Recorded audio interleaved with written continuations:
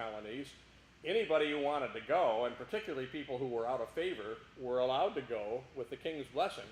And they generally migrated as family units and formed towns and raised enormous families. 10, 15, 18 children in a family were not unusual in those days. So, consequently, the English colonies grew very rapidly, whereas the French colony did not.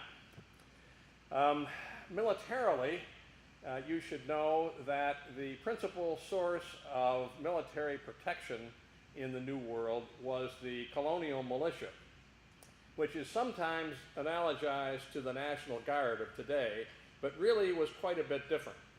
You didn't join the militia. You were a member of the militia by virtue of your age and residence. In your town, if you were a man, able-bodied and fit, between the ages of 16 and 60, you were in the militia. You didn't have to join, you were in. And you had to supply your own accoutrements, including your own weapon, and you had to report for monthly militia musters for close order drill, shooting practice, and things of that sort. During wartime, when the British regular establishment would come into the colonies with regular troops who were enlisted, by the way, for 25-year terms, talk about a long hitch. You only served one of those, incidentally, and after 25 years, if you were still alive, you actually got a pension. Not many collected. The American forces were ordered to provide provincial troops for campaign seasons, and they would do that by bringing militia regiments together, and they would have a quota. A militia regiment, perhaps of 500-600 men, might have to supply 60 men for a provincial regiment. And if they had volunteers, well and good, the volunteers would go. If they didn't have volunteers, they would conduct a draft and draft anybody they needed. And those people would serve roughly from the end of March until roughly the beginning of November in a campaign year. Pretty much during the time of the year when there was no snow on the ground. And then they were discharged at the end of that period of time. The French had a similar system, but they had a much smaller population to draw from, and therefore their militia units were puny by comparison. Now, this map shows what the French claimed. You look at blue, that was what the French claimed, and the English, of course, are kind of the reddish color, and then the Spanish are sort of brown down there in the corner. This, however, shows the areas that were actually settled. So you can see that both sides claimed land that was not really occupied except by trappers and hunters and things of that sort. So there's a vast interior that is open. Now, a bunch of wealthy Virginians, led by Governor Dinwiddie, the governor of Virginia, and also by Lawrence Washington, George Washington's older brother, formed something called the Ohio Company. And they got the Crown to issue a land grant to them for 500,000 acres in what was called the Ohio Country, basically modern-day Ohio. The trick was they had to get settlers on it within a certain period of time and occupy it and get farms set up.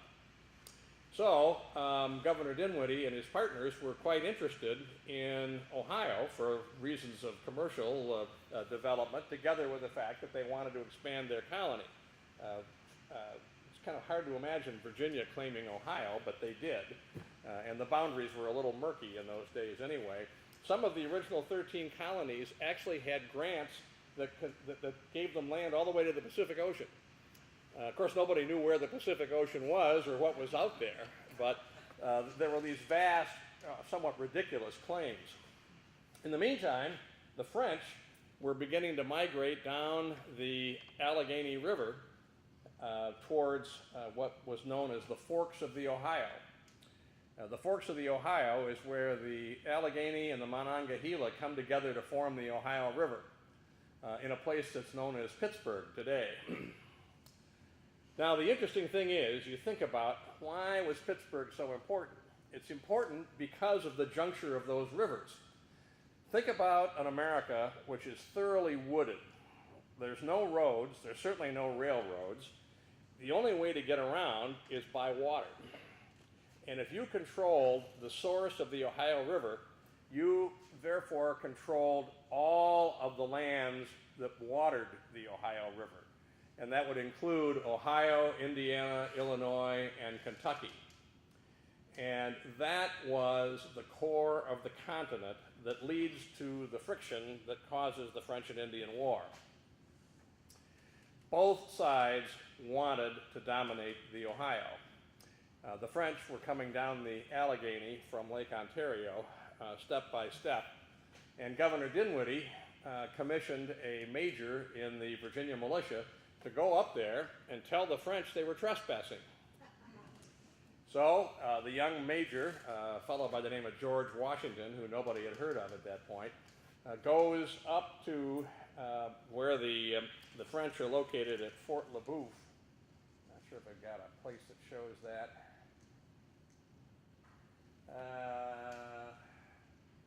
Let's see, William Henry, Oswego. Yeah, there's Fort Le Boeuf up there just below Lake Erie. And the French were spending the winter there. George Washington shows up all of a sudden one day with a guide and a couple of Indians and talks to the commandant and gives him a letter from Governor Dinwiddie and tells the commandant that he's trespassing on land that is well recognized as part of Virginia. Well, the commandant looks at this unpresupposing major and says, you know, the King of France thinks this is part of New France and we're not really inclined to leave. So they had a pleasant evening, shared dinner and some wine, and then Washington went back to Williamsburg to tell the governor. He said, well, you know, they're not going to leave. So the governor said, well, this calls for more strenuous measures. He raises a full provincial regiment of several hundred men, with Washington at their head, now promoted to lieutenant colonel, and sends him back over there. And Washington takes one of his companies and sends them on ahead to the forks of the Ohio, and they start building a warehouse and a fort at the site of modern-day Pittsburgh.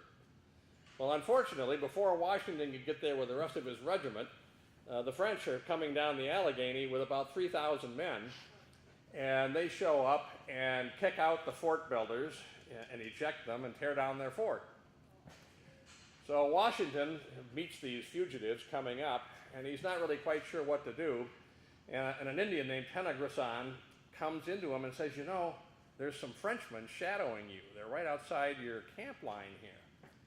So the Indian, with some of Washington's troops, go to the camp where the French are, at a place called Humanville Glen, surround them, and open fire. There's no war at this time. The Frenchmen are all killed, and Tenagrisson, the Indian, washes his hands in the blood of Lieutenant Humanville, the French commander of the force. However, Washington discovers that the French are in much too great a strength in Pittsburgh, so he begins to fall back. They're building what they call Fort Duquesne. Washington falls back to a place called the Great Meadows, where he builds a little fort called Fort Necessity. And unfortunately for Washington, it's not sighted very well. French and Indians in the surrounding woods can take it under fire, and it's in a low area, and there was a lot of rain, and their trenches fill with water. So Washington is obliged to surrender to the French, which he does on the auspicious occasion of July the 4th, 1754. And he is forced to sign a statement in French, which he can't read, in which he confesses to having murdered Lieutenant Humanville and his force, contrary to the usage of the law of nations. So he has to admit to a war crime, essentially. Well, the British are quite set back by this. The governor sends word to England of what's going on, and the king says, we can't have that. He sends a couple of regiments of regulars from Ireland under the command of a sort of stuffy character named Edward Braddock, General Braddock, who's appointed commander-in-chief in North America to go and take Pittsburgh back. Braddock arrives with his regulars, plus he recruits a bunch of Americans to help out, and he engineers a four-pronged attack on the French. He will cut a road through the wilderness to Fort Duquesne, Pittsburgh. and seize the fort. General William Shirley, who was also governor of Massachusetts, will march up the Mohawk, cross Lake Ontario, and take Fort Niagara. General William Johnston, who was also the director of Indian Affairs, will march down Lake George to Lake Champlain and take Fort Carillon, which is Ticonderoga, and Fort St. Frederick at Crown Point. And Colonel Robert Monckton will sail from Boston to take Fort Beausejour in Acadia. And this map basically outlines all of the various campaigns that are set that year. Now notice we have a major military operation, very aggressive action by the British against the French, and there's no state of war between these countries. The King of France gets wind of this and sends 3,000 troops to the New World to reinforce New France. The British Navy captures 2 of the ships and about 400 of the men, but still we're in a state of peace and not war. The British come roaring into the country and start their march on Fort Duquesne. And if you look at the red line down here, that is Braddock's route from Alexandria, Virginia, up to the forks of the Ohio, Pittsburgh. Now think about this. This is wilderness. This is really rough country, and much of it is hilly, one might even say mountainous. And there's no way to get there but to build a road, mile by mile by mile. So Braddock's troops have to cut trees, pull up stumps, build bridges, level hills, and build this road as they crawl up to Pittsburgh. It's a laborious and tedious process. He is aided by George Washington as a military aide. And among the other people on the Braddock expedition are some names you might recognize. Daniel Boone, Daniel Morgan, Sir Thomas Gage, Charles Lee, Horatio Gates, along with George Washington. All of those men would become famous in the Revolutionary War, and they all cut their teeth on this expedition. Well, the long and the short of it is, Braddock gets within a couple of miles of Pittsburgh. His advance guard gets ambushed by Indians, and the British, used to marching in lines and not used to hiding behind trees and bushes, are essentially slaughtered. The French are hugely outnumbered, but they do the number on Braddock, and Braddock himself is killed.